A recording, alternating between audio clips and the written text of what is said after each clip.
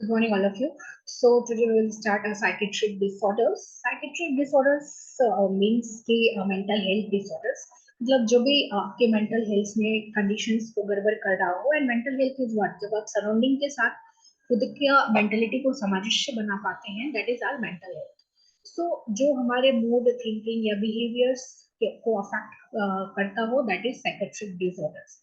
So psychiatric disorders, there are many more psychiatric disorders, but we have to study only three. Out of many more, we have to study only three, and some of them are illustrated here. Although I am not going in deep. So like generalized anxiety disorders. तो इसमें क्या होता है कि बिना वजह की worry होने लग जाती है, आदमी बिना वजह का परेशान रहता है, एक्सेसिव परेशान रहता है किसी भी चीज के लिए. दूसरा होता है post traumatic stress disorders. Third होता है मेजर डिप्रेसिव ऑर्डर्स. इसमें लोगों की एनर्जी भी काफी कम रहती है, मूड भी बहुत ऑफ रहता है. बाइपोलर डिसऑर्डर्स, इसमें मूड स्विंग्स होते रहते हैं, शिफ्ट होते रहते हैं, कभी अच्छा मूड होगा कभी खराब मूड होगा.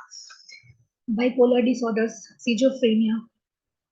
सीजोफ्रेनिया में मेनली हेलुसिनेशंस होते रहते हैं. तो एक और चीज होता है नार्सिसिस्टिक पर्सनालिटी डिसऑर्डर्स की. खास तरह की बीमारियां होती है जिसमें लोगों को लगता है उसमें सेल्फ लव डेवलप होता है, मतलब उससे बेहतर कोई हो ही नहीं सकता. If you have that personality, that means you have narcissistic personality disorders. So ऐसे बहुत सारे बहुत ज्यादा खाने वाले भी बीमारी है, बिंज ईटिंग डिसऑर्डर. बहुत अगर खाना खा रहे हैं तो दैट इज ऑल्सो है mental disorder. But we have to study only depression, anxiety as well as psychosis. तो फर्स्टली हम डिप्रेशन पढ़ते हैं. तो डिप्रेशन क्या होता है?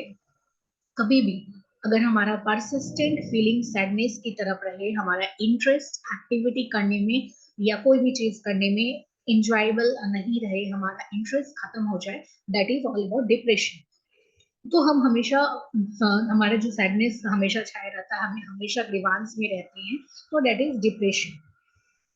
अब ये जो डिप्रेशन है, इसका मैनिफेस्टेशन क्या है, क्या सिम्टम दिखता है? तो हम कोई भी काम कर रहे हैं उससे हमें इंजॉयमेंट नहीं मिलती, हमें बहुत ज्यादा हमारे जो सैडनेस की फीलिंग होती रहती है.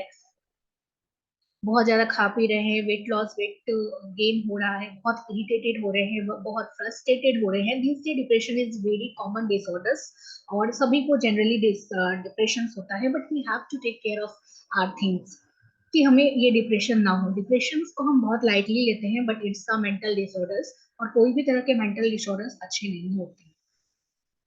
अगर ये डिप्रेशन काफी ज्यादा बढ़ने लगा तो इट में लीड्स टू इनसोम्निया. रात में नींद नहीं आ सकती है या आप बहुत ज्यादा सो रहे हैं, that is also a category of symptoms of depression. हमारी एनर्जी लेवल काफी कम है, हम बहुत जल्दी थक जा रहे हैं, तो ये सारे लक्षण हमारे डिप्रेशन के होते हैं. अब इथियोपैथोजेनेसिस क्या होता है कि इसकी काउज क्या है? तो बेसिकली बहुत एग्जैक्ट काउज रिसर्चर को अभी तक नहीं मिला है.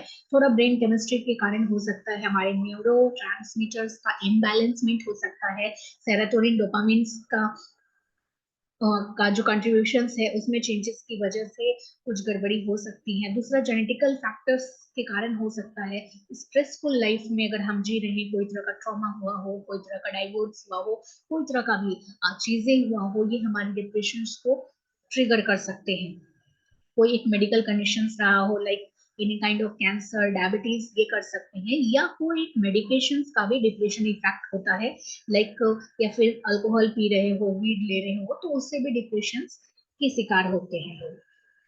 उसके बाद अब इसका नॉन फार्माकोलॉजिकल मैनेजमेंट कैसे करेंगे? तो रेगुलर एक्सरसाइज कीजिए, हमारे जो न्यूरो ट्रांसमीटर है उसको जागृत कीजिए, जो भी हैप्पी ट्रांसमीटर्स है लाइक डोपामिन एंड सेरोटोनिन, उसको जागृत कीजिए. दूसरा, हम हेल्दी खा सकते हैं, अल्कोहल को अवॉइड कर सकते हैं, खुद के जो लविंग पीपल्स हैं उनके साथ आप वक्त बिता सकते हैं. और दूसरा क्या है कि फार्माकोलॉजिकल मैनेजमेंट कैसे करें? तो अगर फार्माकोलॉजिकल मैनेजमेंट में जाते हैं तो बेसिकली हम लोग ट्रीटमेंट में जाते हैं. तो अब ट्रीटमेंट में हम कैसे जाएंगे? तो sometimes by taking some kind of medicine. 1 minute.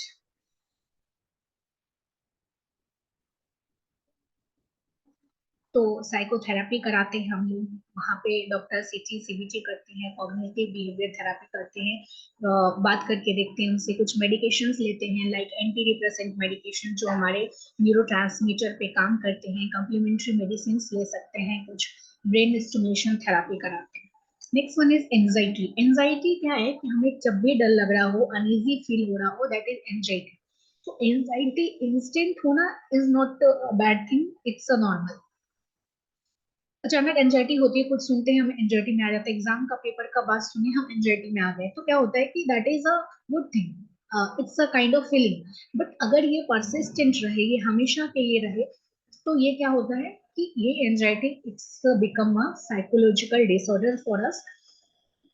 अब ये एंजाइटी बार बार नहीं जा रहा है, जैसे कि इंस्टेंट हमने कुछ खबर सुनी, हमें एंजाइटी हो गया, but with in 2 minutes we got normal. But sometimes what happened कि we don't got normal, so that is the phase of anxiety.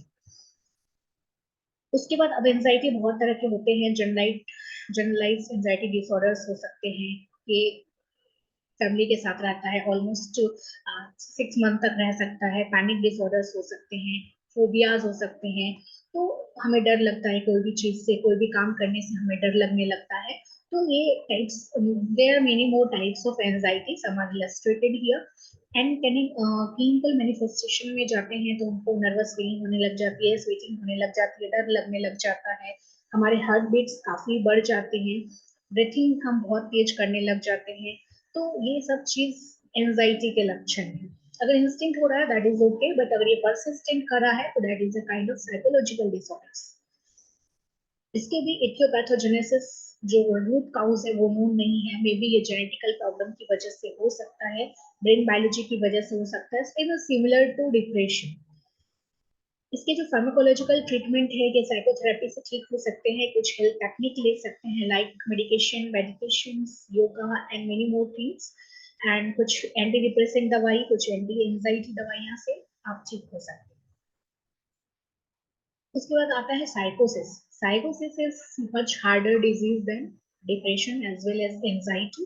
यहाँ पे क्या होता है कि जो रियलिस्टिक चीजें हैं लोग उनसे नाता छोड़ देते हैं, वो अनरियलिस्टिक चीजें देखने लग जाते हैं, उन्हें कुछ अलग चीज दिखाई देने लग जाती है, कुछ अलग चीज सुनाई देने लग जाती है, केस ऑफ हेलुसिनेशन, वो बिलीव करने लग जाते हैं जो नहीं है उनका प्रेजेंस वो देखने लग जाते हैं। तो दैट इज साइकोसिस। तो सबसे पहले यहाँ पे क्या होता है कि हेलुसिनेशन होता है, आदमी जो चीज नहीं है उसको देखने लग जाता है, जो स्ट्रॉन्ग बिलीफ है उसके मन में, ऐसा बिलीफ है कि सामने वाला उसे मार रहा है हालांकि दे आर फ्रेंड्स, तो ऐसा डिल्यूजन उसको होने लग जाता है। तो देयर इज टू कैटेगरी, इधर हेलुसिनेशन, दूसरा डिल्यूजन। तो ये दोनों भ्रम उसके मन में हमेशा चलते रहता है। उसके बाद वो कंसंट्रेट नहीं कर पाता, कोई भी चीज में क्लियरली थिंक नहीं कर पाता, काफी पैनिक हो जाता है, तो ये सब चीज उनके साथ होते रहती है। तो अब ये बीमारी साइकोसिस क्यों होगा? इधर due to kind of schizophrenia, schizophrenia is also a kind of mental disorders, bipolar disorders के कारण हो सकता है, या सीवियर डिप्रेशन के कारण हो सकता है। साइकोसिस कभी कभी बहुत ज्यादा ट्रिगर हो जाता है अगर हमने कोई पास्ट ट्रॉमेटिक एक्सपीरियंस किया हो, स्ट्रेस में हो, ड्रग मिसयूज किया हो, लाइक दैट।